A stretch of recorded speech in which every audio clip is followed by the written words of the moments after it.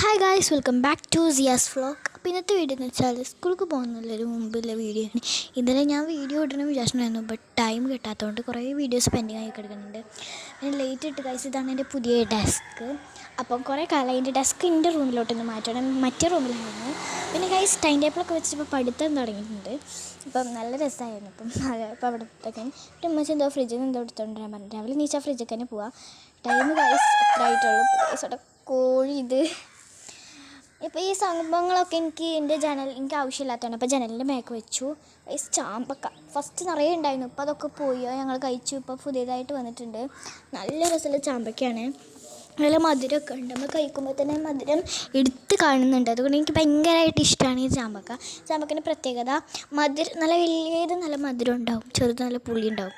ചിലത് നമുക്ക് നല്ല വലുതും ഉണ്ടാവും, ചെറുതും ഉണ്ടാവും.